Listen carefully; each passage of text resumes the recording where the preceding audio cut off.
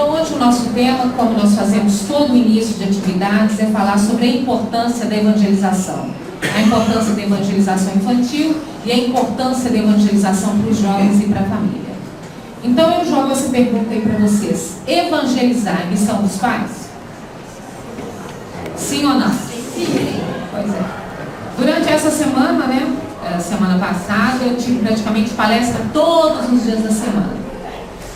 E lá numa casa, lá no bairro União, uma senhora me perguntou: Nájila, mas não é necessário respeitar a privacidade do jovem, da criança?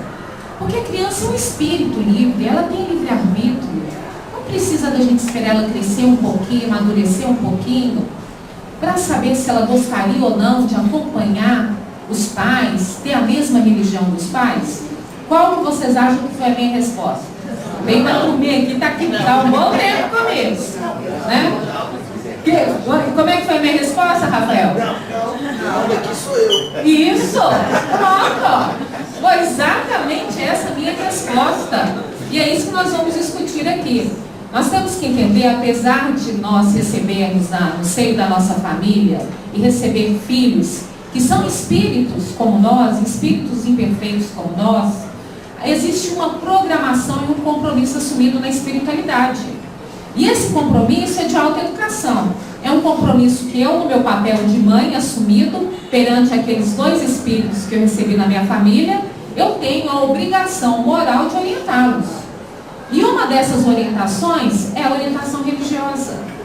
Independente da religião que for, toda criança e jovem precisa de uma orientação religiosa. Então, o evangelizar não é tornar aquele indivíduo um fanático religioso. O evangelizar não é fazer com que a criança ou o jovem carregue uma bandeira. Sou espírita, sou evangélico, sou católico. Não. O evangelizar vai muito além disso. E isso é que nós vamos discutir hoje aqui. E aí tem uma mensagem que foi publicada lá no Reformador, em 1938, me parece. E nessa comunicação, Emmanuel nos alerta com relação à questão da evangelização. E eu fiz questão de trazer essa mensagem na íntegra para um momento de reflexão.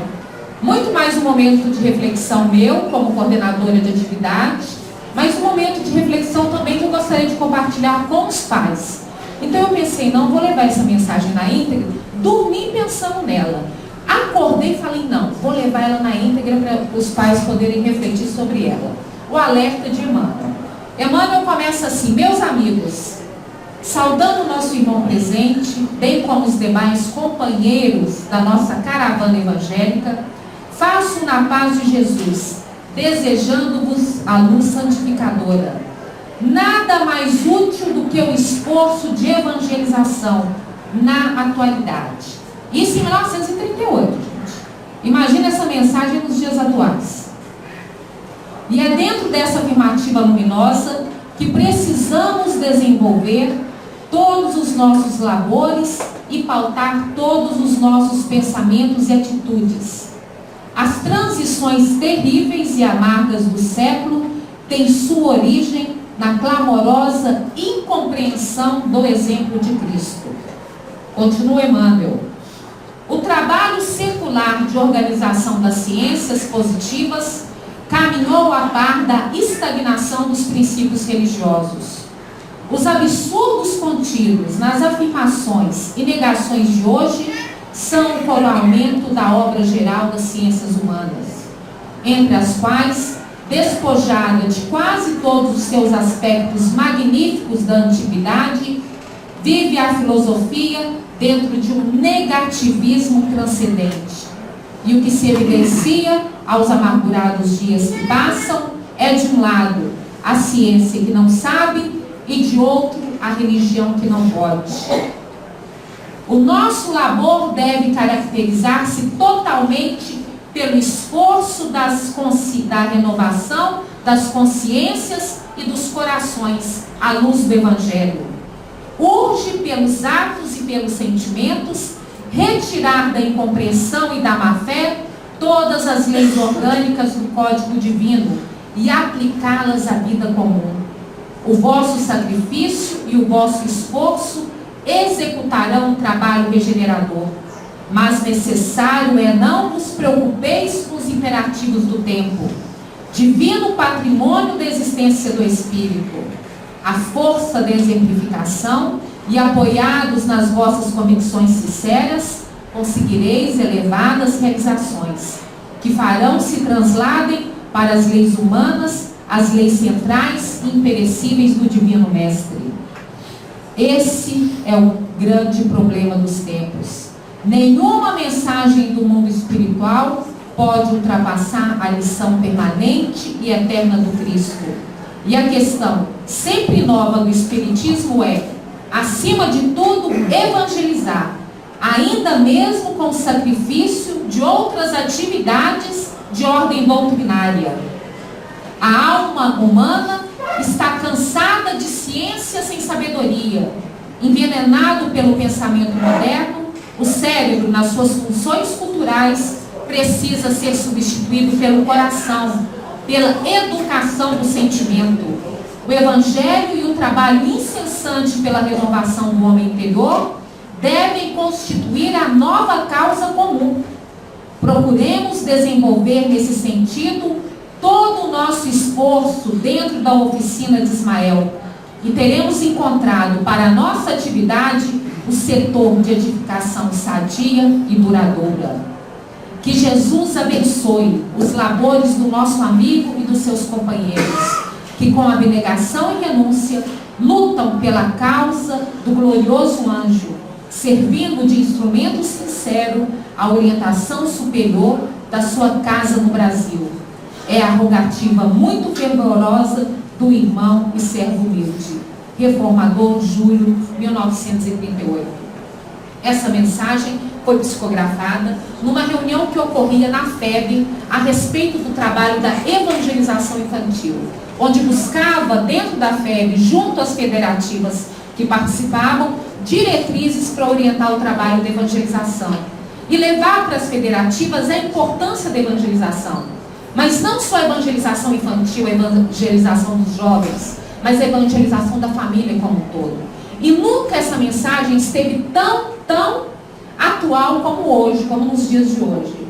Durante a semana, eu escutando, aí rádio, tal, carnaval para lá, carnaval para cá. Aí as marchinhas de carnaval que estão aí concorrendo, melhor marchinha, 99% da letra ou é palavrão, ou é conteúdo sexual. Essa marchinha de carnaval. E a mamãe e o papai acham bonito a filhinha com o bumbum de fora, ainda dançando a coreografia do funk. Não pode, gente. Não pode. Hoje um dos maiores problemas dentro que a gente está vendo da ordem sexual das crianças e jovens é o vício na pornografia. Nós temos casos de crianças com 8, 9 anos viciados em pornografia. Isso é um caso sério. Isso é um caso de saúde mental. Hoje a sífilis é epidemia no Brasil. Quem acompanha as notícias, principalmente na área da saúde, sabe que eu não estou exagerando. Estão erotizando cada vez mais cedo as nossas crianças e os nossos jovens. Então a gente preocupa tanto. Não é jovem, tem que aproveitar a vida. É criança, bondade, isso é coisa de criança. A gente preocupa tanto com a escola de inglês, com a escola do futebol, o alemão vai aprender mandarim, não vai fazer judô, vai fazer karatê, não, vai tocar violino.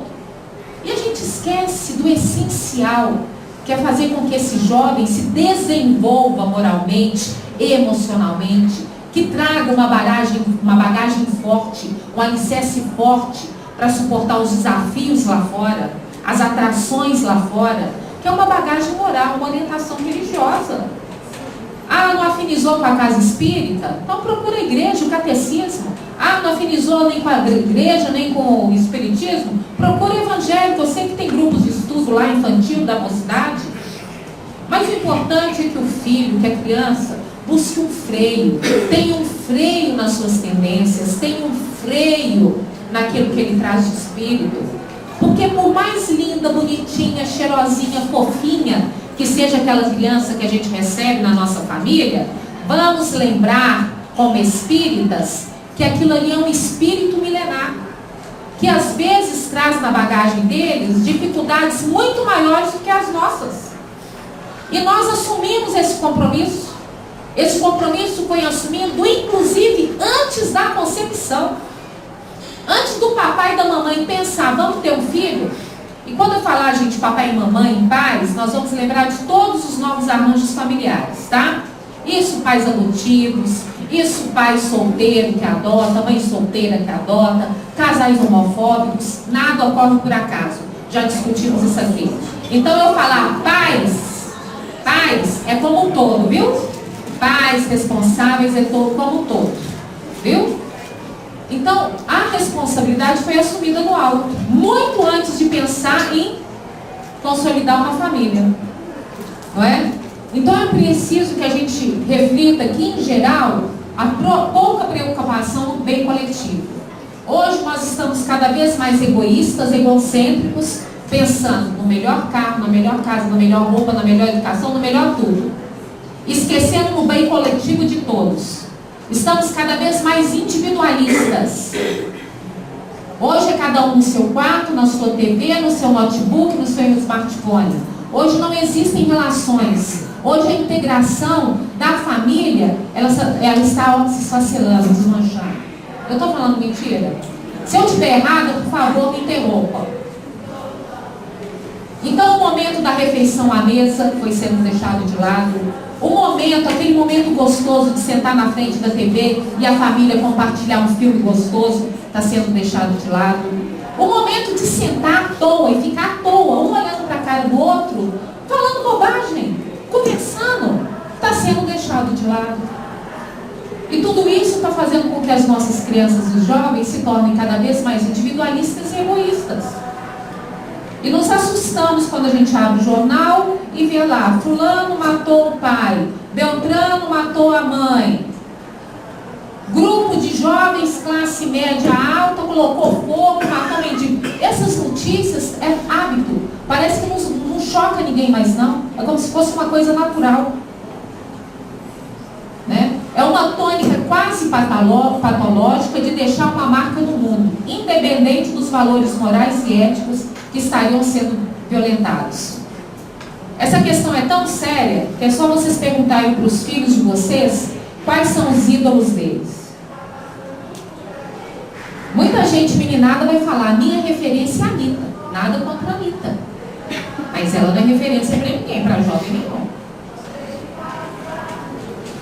Basta perguntar isso. Então isso é um estado o quê? Patológico. Patológico. Na verdade, o discurso de falsos inovadores é marcado pelo descompromisso moral, ainda que preguem a necessidade de ser bom e de fazer o bem, e recheiam suas falas com citações do Evangelho ou indiquem leituras de páginas escritas por espíritos veneráveis. A gente tem muita falação e pouca ação, pouco exemplo. Então esse é o alerta que a gente tem que ter em mente. O maior instrumento de educação para as famílias é o exemplo dos pais. O instrumento mais poderoso para os filhos é o exemplo dos pais. Kardec ainda esclarece, porque esses tropeços, esses desafios, eles são inerentes à nossa sociedade. Passamos por um momento de transição. Mas em Kardec, lá na Gênesis, ele fala: a agitação dos encarnados e dos desencarnados se juntam, por vezes, e na maioria das vezes, se conjuga na natureza as perturbações dos elementos físicos. E então, por um tempo, uma verdadeira confusão geral, mas que passa como um furacão depois do que o céu se torna sereno. E a humanidade reconstituída sobre novas bases, imbuída de novas ideias, percorre uma nova etapa de progresso. Então, realmente é assustador, diante de tantas informações que nós recebemos, de tanta violência, de tanta pornografia, de tanto desajuste, drama familiar. Realmente a gente fica, quando a gente recebe aí os números estarrecedores de violência, de homicídio, de suicídio, é um momento de transição, mas isso pode ser modificado. E essa mudança tem que começar pela família, porque a família é a base da sociedade, a família é a estrutura, a família é a célula da sociedade. E para uma sociedade nova, homens novos. E esses homens novos passam pelo processo de educação e educação moral. No trabalho que nós fazemos, né, e esse ano já começou, quando a gente leva os dados sobre o número do suicídio, as pessoas ficam me mandando pelo WhatsApp: esse número está correto? Esse número está certo? O suicídio é a segunda causa de morte no mundo? Eu falei: está correto. E hoje muitos especialistas dizem que é a primeira causa de morte no mundo. Quem aqui tem avós de mais de 70, 80 anos? Muito bem. Saibam vocês que, de acordo com os estudiosos da área, é mais provável que os nossos avós de 70, 80 anos estejam vivos daqui 2 anos do que jovens de 15 a 29 anos. Hoje, o suicídio entre jovens de 14 a 35 anos pode ser considerada quase a primeira causa de morte, superando o número de homicídios causados por violência, drogas e conflitos armados. E por que essa nossa geração, no auge da produtividade intelectual, produtividade material, jovens, bonitos, inteligentes, estão se matando? Porque não tem um desenvolvimento emocional, não tem uma bagagem moral para saber lidar com as frustrações, com as dificuldades, os conflitos. Conflitos que ele traz do passado, mais os conflitos do presente. Numa sociedade cada vez mais competitiva, numa sociedade em que o ter é mais importante do que o ser, e numa sociedade que vive das aparências. E a internet tem contribuído muito para esse comportamento disfuncional dos jovens. Você tem que ser magrinha, loirinha, branquinha, né? Ser youtuber agora, né, que está na moda, ter sucesso. Se você não é nada disso, se não encaixa em nenhum papel desse, o jovem já se sente um fracassado. E começa a se comparar: puxa vida, mas eu nunca vou ser igual a ela. Já veio o fracasso. Então, o papel da educação moral, da orientação moral, o papel do evangelizar é tornar esse espírito cada vez mais resiliente. E o que é ser resiliente? É pegar toda a dificuldade, todo o sofrimento, todos os desafios e se tornar um espírito forte, um espírito amadurecido emocionalmente. Porque evolução é isso, é maturidade espiritual. Então, quando se pergunta: evangelizar é a missão dos pais? É. A missão da paternidade é um compromisso com a educação moral. Assumir o compromisso na paternidade e na maternidade constitui engrandecimento do espírito, sempre que o homem e a mulher lhes compreendam o caráter divino. Ter filho é muito fácil. O problema é a educação, é a orientação. Dá trabalho educar.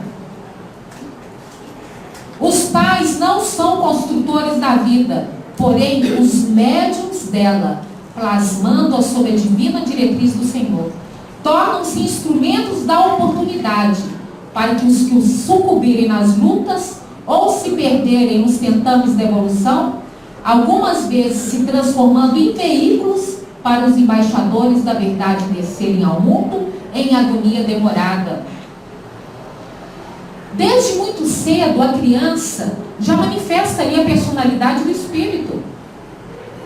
Mas tem pai e mãe que gosta de passar a mão na cabeça: porque eu fiz, meu filho é incapaz disso, meu filho é um norte, minha filha é uma santa.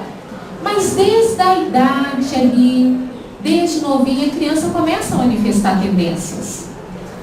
Nós espíritas esquecemos que somos espíritas, esquecemos que aquilo ali é um espírito milenar. Então são criaturas, são companheiros que necessitam do nosso auxílio, necessitam da nossa orientação. Os pais do mundo precisam compreender a complexidade e a grandeza do trabalho que assiste. É imprescindível não perder de vista que o lar é um mundo essencial, onde se deve atender aos desígnios divinos, no tocante ao serviço mais importante que lhe foi conferido.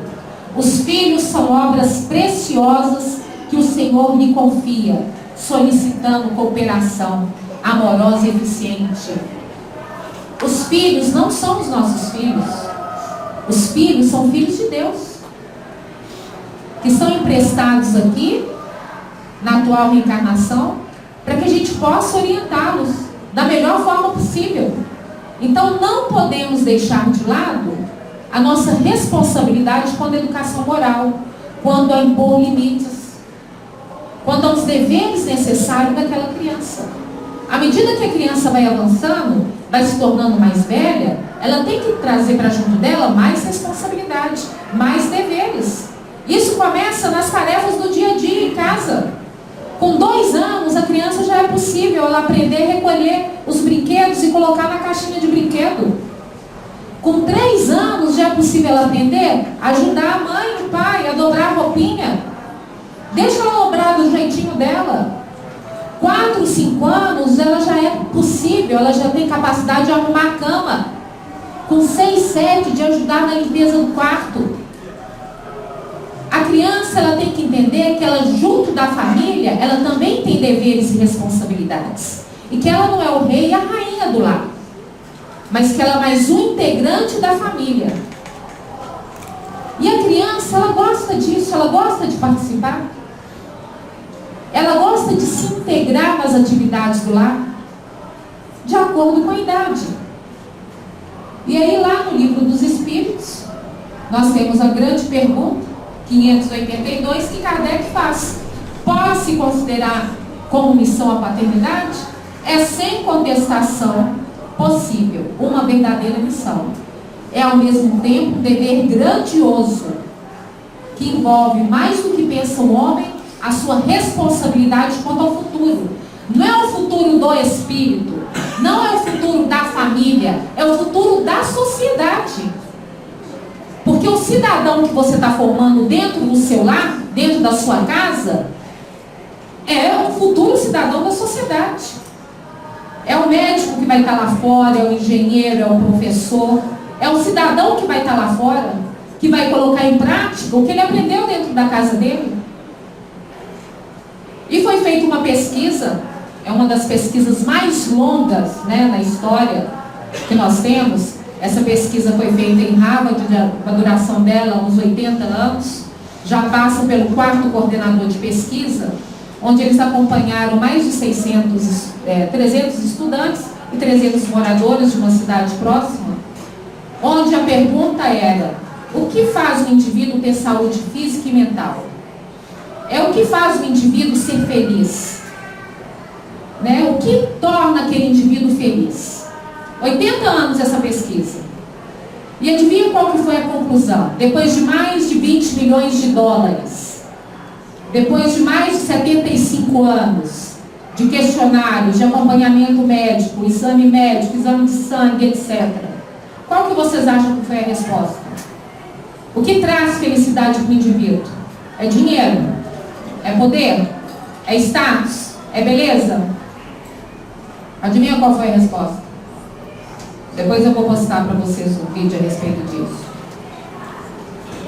Investimento nas relações pessoais. Investimento nas relações amorosas, nas relações familiares, nas relações pessoais. A conclusão da pesquisa é: aquele indivíduo que mais se doa para o outro, aquele indivíduo que mais doa atenção, carinho, afeto para o outro, mais feliz esse indivíduo é. Gastou mais de 20 milhões de dólares para chegar à conclusão que está lá no livro do Evangelho segundo o Espiritismo, capítulo 15, fora da caridade não há salvação. Porque a salvação do espírito não quer dizer que a gente vai ter um lugarzinho reservado no céu, não, viu, gente? É o estado da consciência, é a consciência tranquila. A verdadeira felicidade é a paz do espírito. Então chegou-se para a conclusão: quanto mais você doa para o outro, doa relação, doa cuidado, doa carinho, doa atenção, mais feliz o indivíduo é. E isso manifesta fisicamente, porque a mente está saudável. Trouxe novidade para nós espíritas? Não. O problema é falta prática. Porque a gente gosta muito de falar, somos espíritas, somos cristãos, falar muito de amor, de caridade, de carinho, mas nós espíritas somos os primeiros, orgulhosos, vaidosos e egoístas. Somos os primeiros. E é por isso que a gente está passando tanto aperto lá no plano espiritual. Porque a gente sabe demais, mas não cumpre nada, não coloca nada em prática. Então a necessidade da ação. Menos falação e mais ação. Continua Kardec. São responsáveis os pais pelo transviamento de um filho que envereda pelo caminho do mal? Apesar dos cuidados que lhe dispensaram, não. Porém, quantos piores forem as propensões do filho, tanto mais pesada é a tarefa. E tanto maior o mérito dos pais, se conseguirem desviá-lo do mau caminho. Já foi contado um caso aqui. Uma mãe veio e contou o que aconteceu. A criança na evangelização, a criança na mocidade, mas chegou na vida adulta, por mais que os pais tenham se esforçado. Aí, mas é a culpa da família, é a culpa dos pais? Não. Aí já foi escolha do espírito. O importante é a família fazer o máximo possível, da melhor forma possível. Mas chega num determinado momento que é a escolha do filho. O filho tem que assumir as responsabilidades pelos seus atos. O importante é o nosso compromisso da educação, que é a nossa não omissão diante dos desafios da dificuldade. E no dever paterno, duas verdades muito simples devem estar na imaginação dos pais. Que de um saco vazio nada podemos tirar. E que de um terreno inculto, abandonado, nenhum bom grão podemos colher. Não, quando meu filho tiver de 14, 15 anos, ele escolhe que religião ele quer. É um saco vazio que você está deixando dentro de casa. Com nenhum tipo de bagagem ou orientação. Aí você deixa que o mundo lá fora o eduque.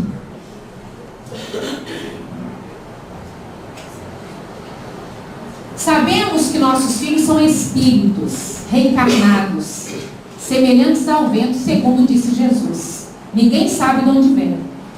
É possível que sejam espíritos de sentimento e moral elevados, mas isso é exceção. Caso contrário, como é de regra, trarão consigo defeitos, vícios, paixões, para cujo extermínio cumpre providenciar-nos, empenhando todos os nossos meios ao nosso alcance. A evangelização é uma ferramenta. E isso se obtém ministrando a educação cristã, firmada sobre os alicerces da exemplificação, acordos com o Evangelho. Também não adianta eu trazer a criança para a evangelização, o que ela aprende dentro da salinha, discute, vivencia, aí com as evangelizadoras, chegar em casa ter todo o exemplo. O contrário. Lógico que é impossível a gente manter o padrão vibratório, né? Acordar todo dia bem. Evidentemente tem dia que a gente acorda, a gente mesmo dando choque na gente, né? Não encosta não que hoje eu não estou bem. Mas pelo menos quando a gente já tem um discernimento, um bom senso, a gente passa a controlar esses impulsos. Olha, hoje eu tenho que ser mais paciente, eu passo a tomar não um copo d'água, mas 1 litrão d'água. Eu me acalmo antes de falar. Tem gente que está rindo aí, mas todo dia, eu tenho certeza que todo mundo aqui já teve um dia de doido. Né? Não é? De sair, como se diz? Mais de um, né, Alexandre?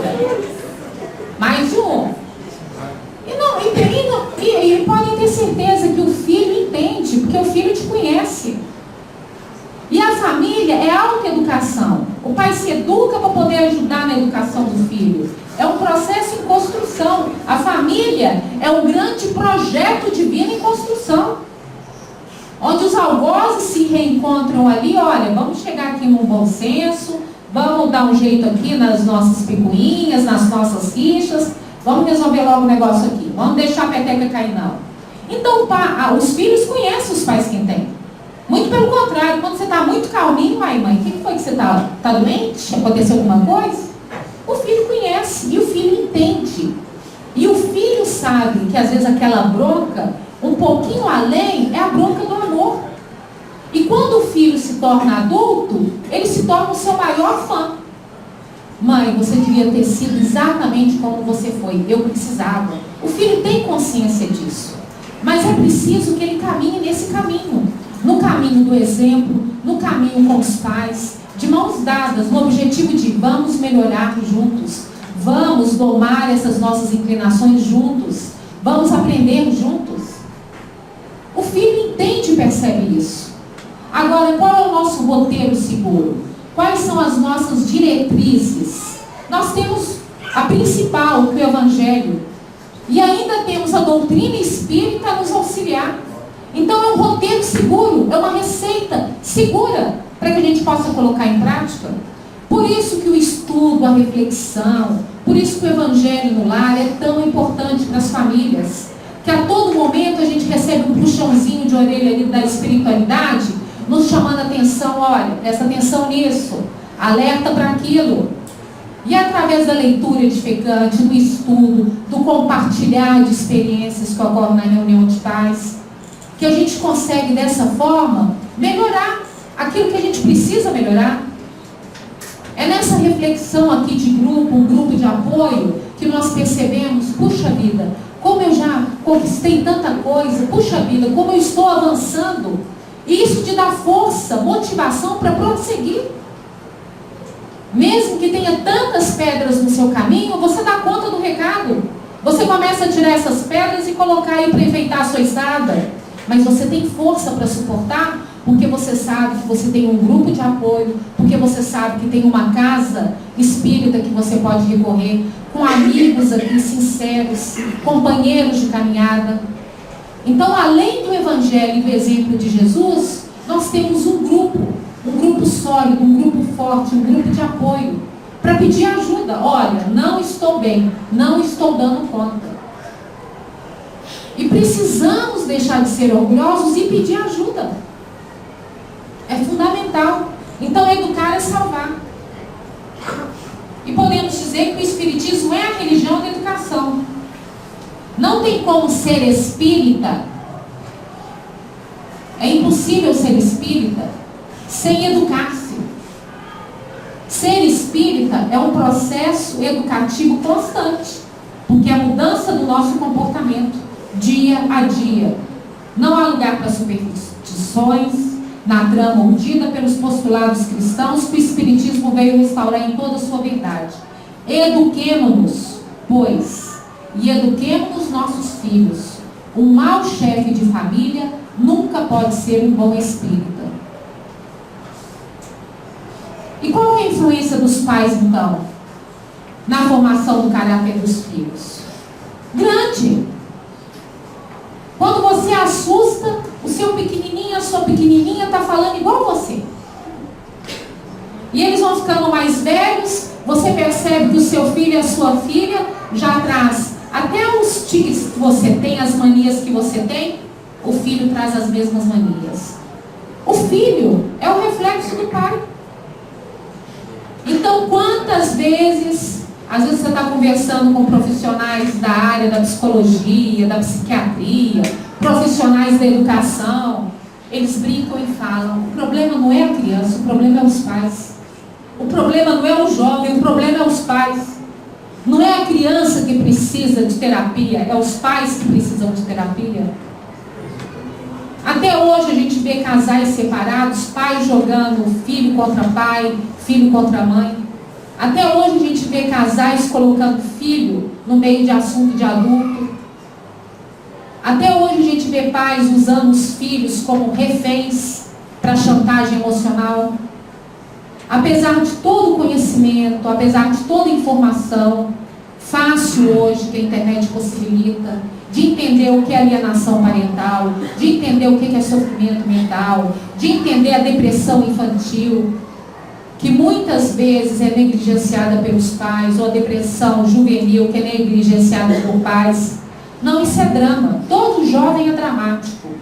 Não, todo jovem é aborrecente. Não. Precisamos reconhecer os sinais. É um pedido de socorro do Espírito. Então, o que nós devemos observar? Fazer um esforço para educar-se. Esforçar para que os filhos mudem o comportamento através do nosso exemplo. Incentivar os nossos filhos a bons hábitos. e promover meios para eliminar aqueles que lhes são nocivos. Reconhecer que a educação deve começar desde a concepção. Uma vez chegaram para o seu Arnaldo, ainda quando a evangelização ocorria na União Espírita Mineira no dia de sábado, o seu Arnaldo, o Dr. Roberto Lúcio e eu, nós éramos coordenadores nessa época lá da reunião. Chegou uma senhora grávida. Quando é que o meu filho pode começar a evangelização? Falou assim, já está atrasado. Antes de você pensar em ter filho, você já tinha que estar se evangelizando, que consequentemente o Espírito que está junto de você também ia se evangelizar. Então pensar muito antes. Pensou em formar família? Vamos sentar, vamos nos modificar, vamos nos melhorar. Procurar controlar os próprios impulsos negativos diante da criança e do jovem, até a eliminação completa dos mesmos. Ô gente, está parecendo muito utopia, muito difícil? Não, é possível. A gente começa com pequenas mudanças, com pequenos hábitos diários. Os pais necessitam educar-se para educar, a fim que possam influenciar para o bem. O comportamento dos pais influencia como atenuante ou agravante. Isso é muito simples. Se começa um momento de discussão em casa, de filho, de conversa, só perceber, se a mãe começa a alterar a voz, aí o pai altera, os filhos automaticamente vão alterar também. Então, é como se fosse aquela pólvora, né? A gente acende ali aquele rastro de pólvora. Então, é para entender que a sua atitude diante das dificuldades, ela vai influenciar muito a atitude dos filhos diante das dificuldades deles. Os pais prestarão contas à justiça divina pela orientação e exemplos que derem aos filhos que lhes foram entregues nesta encarnação para o encaminhamento do bem. Salvar e educar. Ser cristão não é modo de crer, é uma questão de caráter. Não basta eu dizer que sou espírita ou sou cristã. São as minhas atitudes que vão me definir. Falar é fácil falar. O problema é exemplificar. E hoje o que mais falta dentro das casas espíritas é o amor nas práticas espíritas. É o amor, é o respeito, é a compreensão. É entender que o outro é diferente. E você entender essa diferença, respeitar essa diferença e caminhar juntos. Ou vocês acham que aqui todo mundo é igual, só porque é espírita e está dentro de uma casa espírita? Lógico que não. Então, ser espírita, ser cristão, é muito mais do que crer. É uma questão de caráter, de compromisso assumido para mudar. Controle dos pensamentos, palavras e ações. Buscar em primeiro lugar o reino de Deus e a sua justiça. E tudo mais vos será dado de graça e por acréscimo. Alguma pergunta, gente? Todo mundo muito caladinho? Nenhuma pergunta? Nenhuma colocação? Limite. Sempre a maior dúvida que nós temos é com relação aos limites dos filhos, né? E eu aprendi muito quando eu fiz aqui o curso com o Ricardo Bardil, quando os meus filhos frequentavam a evangelização, que às vezes o meu cabelo até ficava em pé assim, né? Algumas coisas que o Ricardo Bardil falava. Aí depois que eu criei um laço de amizade com ele, mais liberdade, falei assim, Ricardo, às vezes eu pensava que você estava esclerosando, meu filho.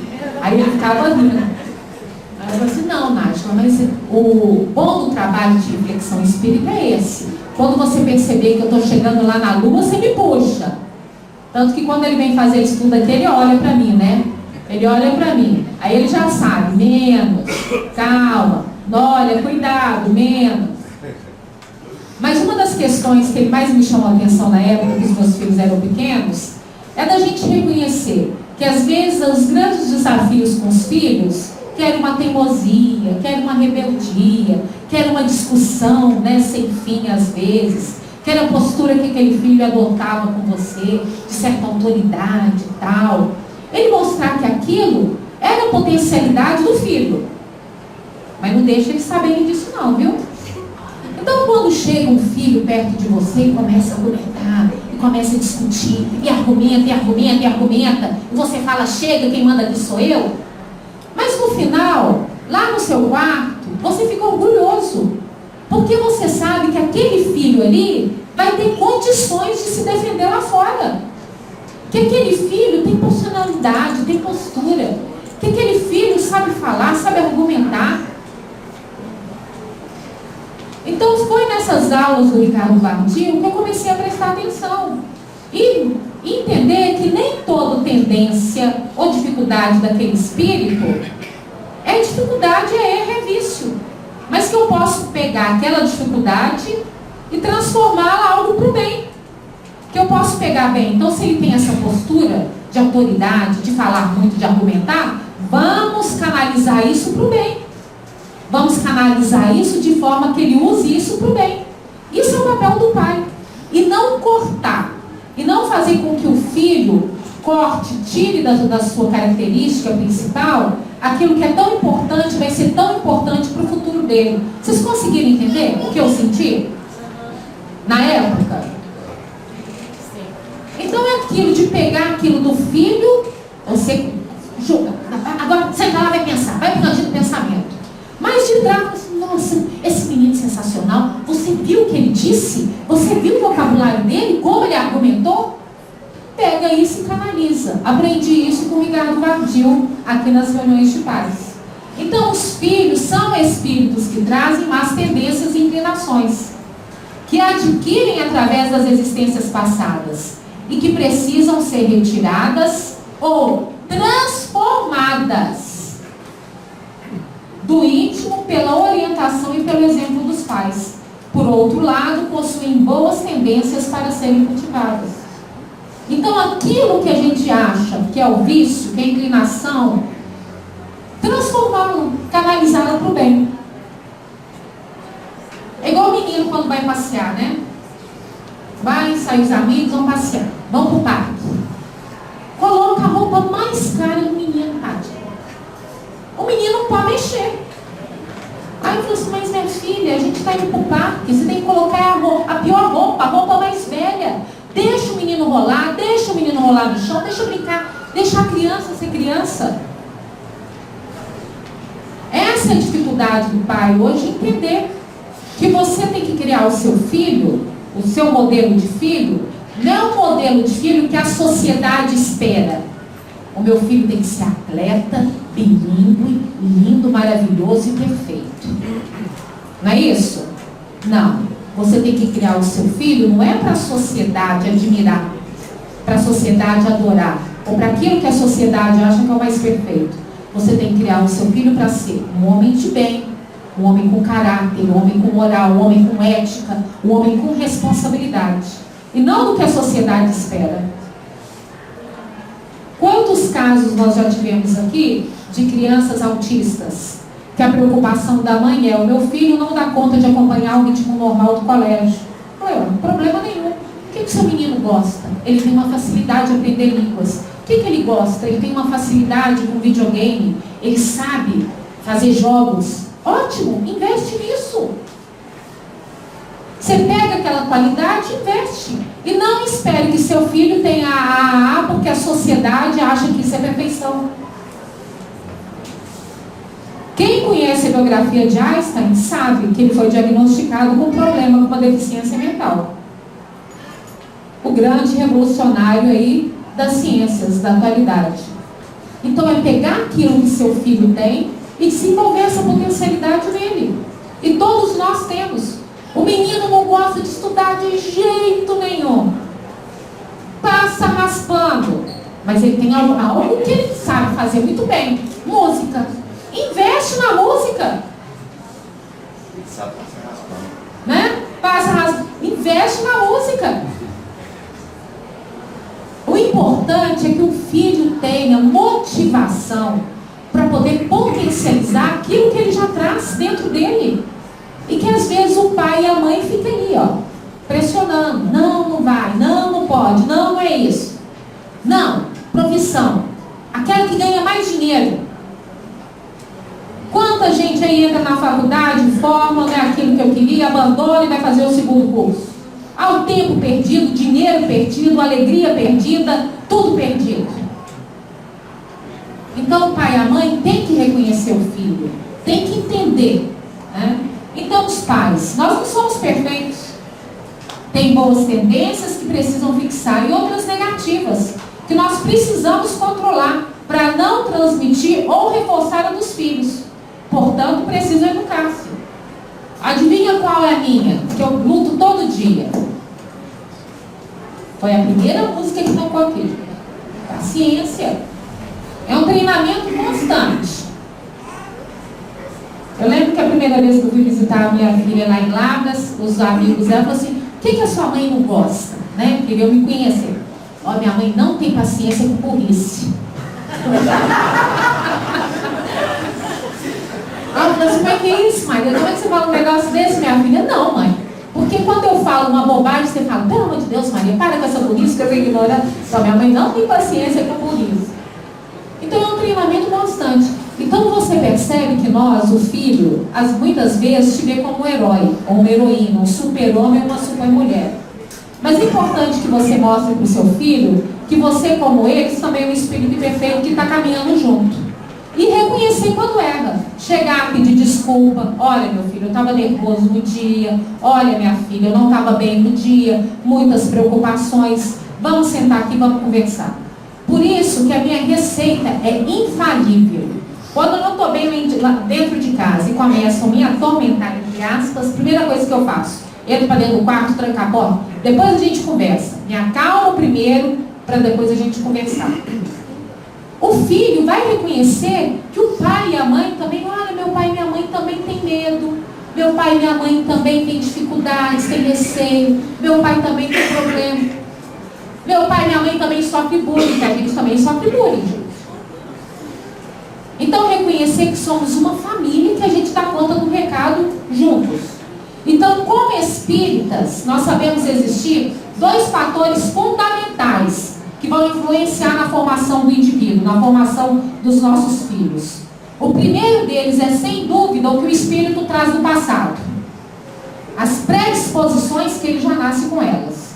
E o segundo fator é a educação do lar.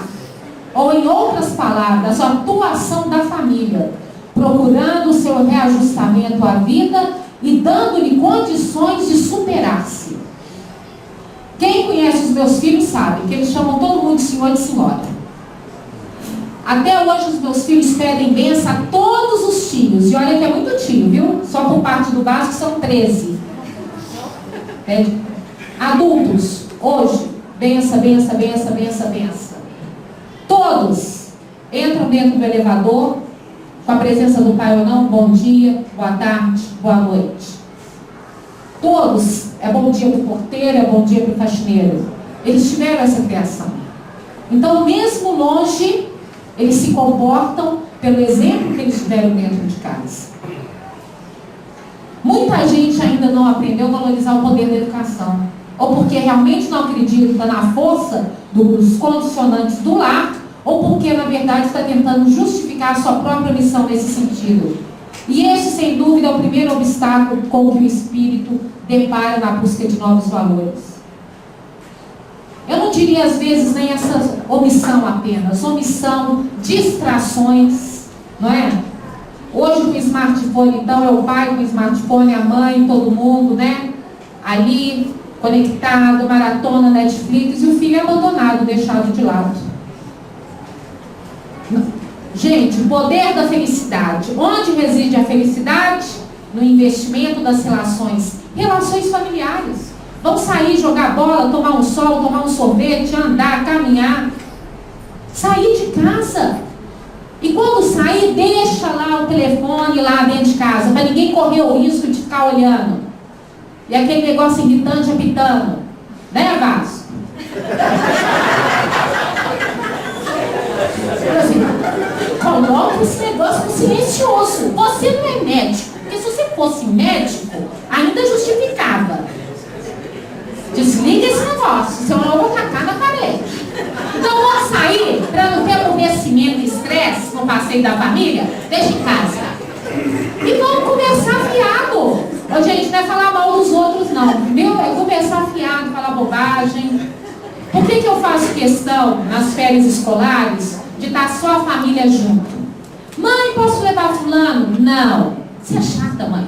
Mãe, posso levar o Beltrano? Não. Você é chata, mãe. Por que não?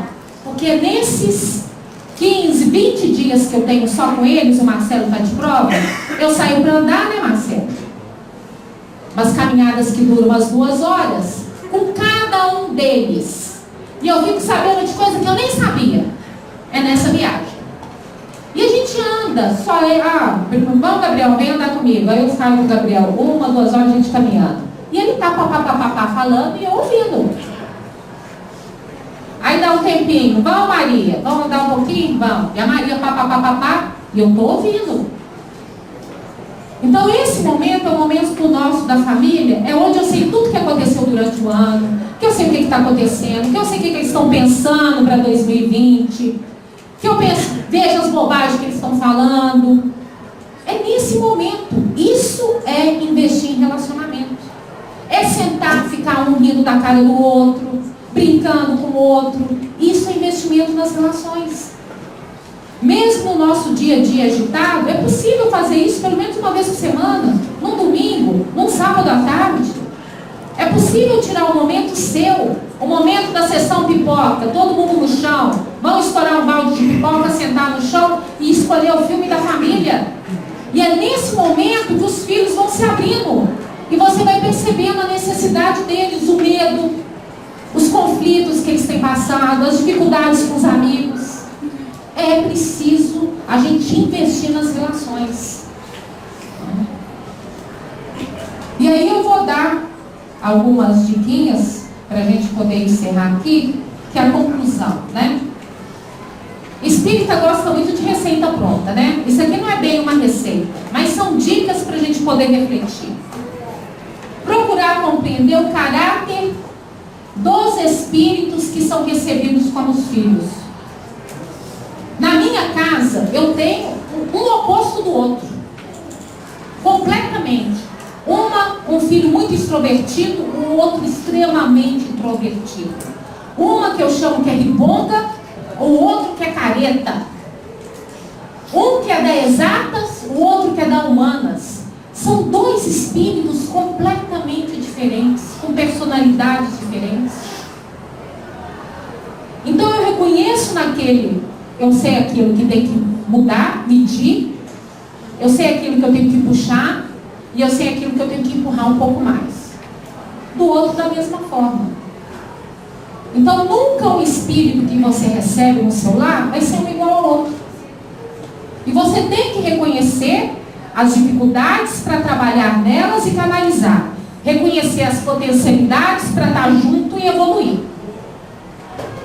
Observar as tendências e inclinações dos filhos para melhor orientá-los na vida. Educar os filhos tendo como modelo Jesus, espírito mais perfeito que veio à Terra. Quando as pessoas buscavam o seu Arnaldo para conversar, né, naquela época não tinha o nome de atendimento fraterno, nós já fazíamos atividades sem ter o nome, porque a atividade do atendimento fraterno é uma atividade recente, 15, 16 anos, começou no sul do Brasil. O senhor Arnaldo começava sempre a conversa, o diálogo dele assim: vamos pensar o que Jesus faria, o que Jesus diria. O nosso modelo e guia é Jesus, não é o objeto de adoração, é o nosso exemplo, é o nosso irmão mais velho. Estimular nos nossos filhos a conquista, não só do conhecimento intelectual, mas também dos valores morais, como solidariedade, senso de justiça, prática da caridade. A gente dá todo o glamour nas conquistas intelectuais, mas a gente esquece que o mais importante para o indivíduo, para o espírito, aquilo que ele vai levar daqui e aquilo que vai auxiliá-lo na evolução, no progresso, são os valores morais que ele traz dentro dele. E o exercício desse valor moral é: Vasco, passe, a turminha do passe pode subir.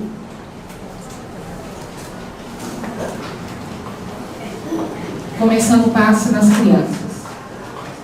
Que aquilo de maior valor para o espírito é o que ele conquista moralmente. E como é que isso se manifesta? Através do comportamento dele, da solidariedade. Então traz os filhos para a campanha do quilo, né, Alain? Está precisando de gente para colaborar aqui na campanha do quilo. Os jovens na mocidade, chegar um pouquinho mais cedo, vão participar da campanha do quilo. Os papais trazem as crianças com uma aguinha, um bonezinho, eles adoram. Já começa a trazer dentro dele esse sentimento, né, de fazer alguma coisa. E para ele, quando faz uma campanha do quilo, não é a ideia abstrata, é a prática, é o real ali para ele, é o concreto. Porque criança é muito disso. O comportamento com os amigos, o comportamento com os professores. Mostrar para ele, olha, você aqui, meu filho, nós não somos melhores do que ninguém, é todo mundo igual. Então respeita o coleguinha, respeita a ajudante da mamãe que está aqui dentro de casa. Esse comportamento, é isso que a gente coloca aqui, o exercício da solidariedade, o exercício da gentileza, isso é educação. Hoje nós temos tantas crianças, tantos jovens, intelectualmente aí, né? Falam 2, 3 idiomas, conhecem já o mundo todo, mas tão deficientes emocionalmente, tão imaturos emocionalmente, porque não sabem lidar com frustrações, porque sempre foi passada a mão na cabeça. Não sabe nem relacionar com o outro, não sabe olhar o olho no olho, não sabe agradecer, não sabe valorizar o que tem, o que conquistou. Às vezes valoriza muito mais o que não tem do que o que tem. Ensinar-lhes as realidades da lei de causa e efeito. A criança, desde cedo, já tem que assumir responsabilidade pelos seus atos. A criança, desde cedo, ela já tem que entender, olha, isso não deve, isso não se deve, isso é errado, isso é feio, isso não pode. Senta, conversa. Senta, mostra para ela. Não entendeu? Então, peraí. Então, vamos lá para o cantinho do pensamento, vamos sentar aqui. Fica 2 minutinhos aí, refletindo, e depois a gente conversa. Pode ter um ano que for castigo, não importa. Mas a criança tem que entender que o que ela fez não se deve fazer. Ela tem que entender de alguma forma. Aliar a autoridade ao amor fraternal, a fim de remover os hábitos nocivos adquiridos pelos filhos. Compreender que há exemplos de filhos bons à revelia da influência do lar, e outros são maus, em que pese os desvelos paternos. Porém, são exceções que não anulam os deveres dos pais no que tange à formação do caráter dos filhos. Habituar-se a reunir-se com os filhos para analisar os erros da educação e hábitos nocivos detectados na sociedade. Lembrete, evangelho no lar não é dia de falar, tá? De chamar a atenção de filho de ninguém, não. Evangelho no lar é evangelho no lar. Abriu a mensagem, nossa, essa mensagem é você, né, João? É, João, você está vendo aí, João? Você aprontou a semana inteira. Olha o que Emmanuel está falando aqui. Você viu? É para você. Evangelho no lar não é local e horário para isso. Quer uma reunião para discutir o que aconteceu durante a semana? Para que discutiu o que aconteceu durante os 15 últimos dias? Olha, não gostei do seu comportamento, não gostei da sua atitude. Fora do evangelho no lar. O Pedro Machado e a Anésia já trouxeram aqui para a gente um exemplo, né? É o famoso conselho da família. Faz o conselho da família, fora do evangelho no lar. Tem até um videozinho, né? Nos Amigos da Luz que fala isso. Não é só com os filhos não, viu, gente? Entre marido e mulher também, né? Viu? Essa mensagem é para você, ó, viu? Você aprontou comigo, olha aí. A formação e a consolidação do caráter dos filhos é a tarefa da família. Identificar o valor do evangelho no lar. A educação familiar, isto é, aquela que orienta a formação do caráter, é da alçada dos pais. Não é da escola, do colégio, viu, gente? Ainda tem gente que acha, em século XXI, que quem educa os filhos é a professora, é o professor. Por isso que os professores estão perdendo tanto tempo dentro da sala de aula para falar para os meninos: senta, silêncio, coloca o material na mesa, senta direito. Aí já se vão aí 20, 30 minutos de aula, aquilo que já era para ser algo natural das crianças, saber se comportar dentro de uma sala, o professor perde em sala. A A vida tem uma finalidade clara e positiva, que é a evolução.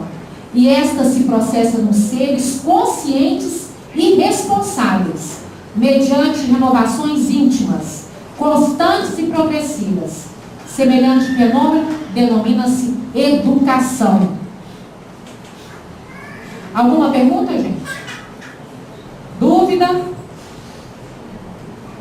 Questionamento? Nada? A turma está quietinha hoje? E nós vamos encerrar com um alerta da Joana de Ângeles, que está lá na obra Constelação Familiar, psicografada pelo Divaldo, que ela coloca: a família não é apenas um grupo biológico residente sob o mesmo teto, mas a reunião de espíritos que se exercitam na experiência da evolução, onde deve reinar a fraternidade.